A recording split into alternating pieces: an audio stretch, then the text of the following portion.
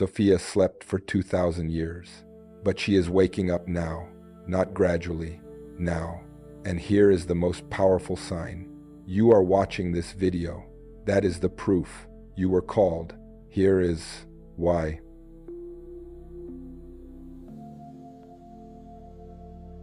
Ancient manuscripts buried in the Egyptian desert describe something the organized religions have spent 20 centuries trying to erase.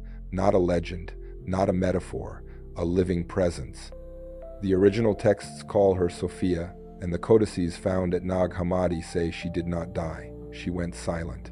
And the silence had an expiration date.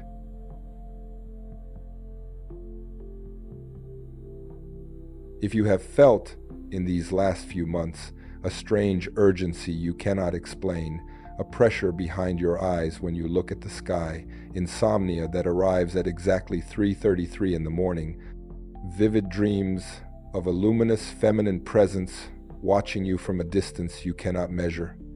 You are not losing your mind. You are not being irrational.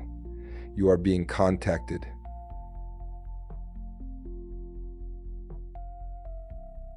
And ignoring the contact is not neutral. Ignoring it is a choice. The window opening in this moment, the window the ancient initiators called the return of the pneumatic fire, does not stay open forever. Those who recognize it cross through. Those who dismiss it stay asleep for another cycle. So the real question is not whether Sophia is awakening. The manuscripts settled that question long before you were born. The real question is why the awakening is happening precisely now, and why you, specifically you, were placed on the receiving end of the signal. And what I am about to reveal has layers that a single video cannot contain. For those who have been watching this channel and sensing that the fragments are pointing to something larger, the complete initiation exists. It is in the pinned comment. But stay with me now, because this next part changes everything. And what you are about to hear has never been said this directly in a public transmission. For those who want the full private teaching behind every layer of this awakening, it is waiting in the pinned comment. But stay with me now, because what comes next changes everything you thought you knew about why you were born in this exact generation. The Gnostics, the early seekers who preserved these texts at the cost of their lives, did not speak of Sophia as a goddess in the pagan sense. They spoke of her as the divine feminine consciousness, the living intelligence of the cosmos, who descended into matter and was trapped by a false architect the manuscripts call the demiurge. This demiurge, a counterfeit creator, built the system of forgetting around her so that no soul fragment carrying her spark could ever remember its origin. He did not imprison her with chains. He imprisoned her with distraction, with religion designed to worship the prison guard, with science designed to deny the prisoner exists, with entertainment designed to keep the hostages entertained until their final breath. And for 2,000 years, the plan worked, almost perfectly. But the ancient mathematicians of the Gnosi, the initiators who encoded the true calendar inside the sacred texts, knew something the Sede never wanted translated. They knew the demiurge's spell had a crack, a timing flaw built into the simulation itself. Every 2,000 years, the cosmic current that feeds his counterfeit kingdom weakens, and the trapped intelligence of Sophia rises to the surface of human consciousness like oil through water. The last time this happened, a teacher walked the deserts of Judea and was crucified for saying it out loud. This time, there is no single teacher. There are millions of small, quiet awakenings, and one of them is happening inside you right now. You felt it before you understood it. That is how it always begins. The body knows before the mind gives permission. The dreams come before the vocabulary. The synchronicities arrive before the book, the teacher, the video. By the time you search for the words, the contact had already been made. This video did not find you by algorithm. You pulled it toward you with the frequency of your own awakening. But why 2026? Why not a decade ago? Why not in 2030? The manuscripts reveal a hidden mathematics that the institutional translators deliberately mistranslated, a numeric key buried in the Pistis Sophia and confirmed by the Apocryphon of John, and when you decode it correctly, the date that emerges is precisely the window we are entering right now. In the next block, I will show you that calculation, and you will understand why the Archontes are in a level of panic they have not reached in 20 centuries.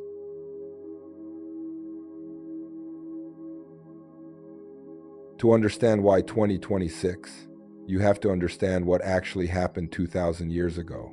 Not the sanitized version printed in official textbooks, the version the initiators wrote down in secret, the version the Sede spent centuries hunting and burning. The Gnostic codices describe Sophia's fall not as a punishment, not as sin, but as a cosmic accident of excessive love. She wanted to create without the approval of the higher emanations.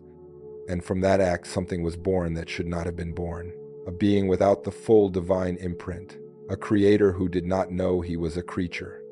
The manuscripts call him Yaldabaoth, the demiurge, the blind god who looked around at the void and declared, "I am the only one, there is nothing above me." He was wrong. He was a child, shouting in a closet, convinced the closet was the universe, but he was powerful enough to build a closet the size of a world. And inside that closet, he trapped fragments of his mother's light. Every human soul carrying the pneuma, the divine breath, was a piece of Sophia scattered across incarnations, lifetimes, forgetting. The Archontes, his servants, were assigned one mission. Keep the fragments asleep. Keep them distracted.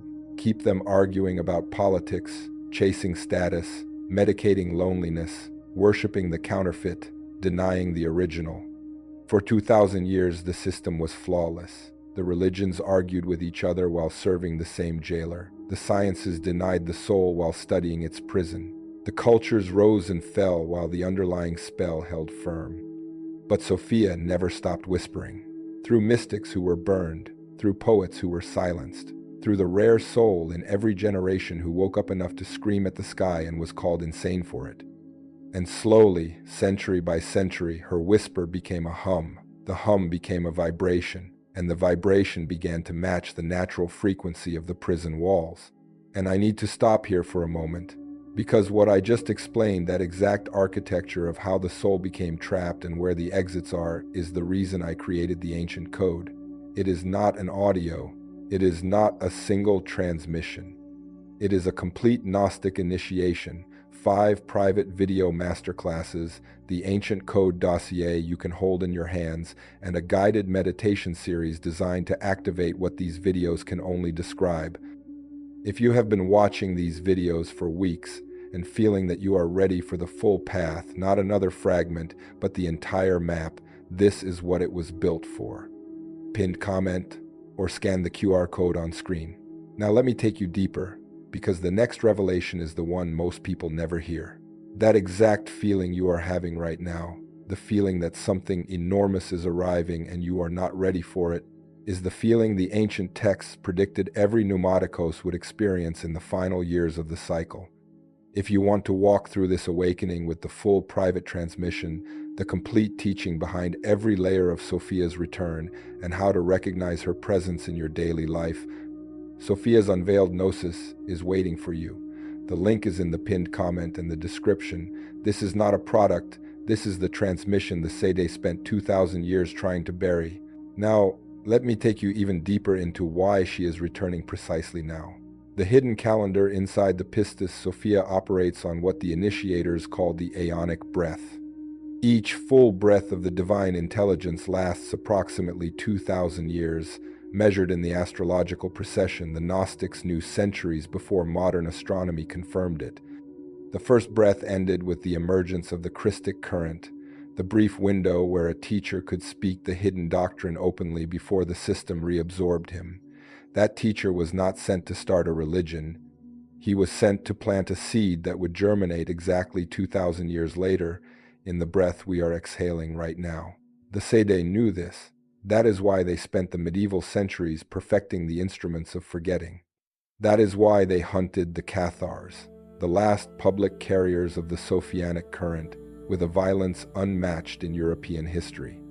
That is why every translation of the sacred text was adjusted, every inconvenient word softened, every dangerous sentence rewritten into theological fog. They were not afraid of a religion. They were afraid of a timer. And the timer is ringing now.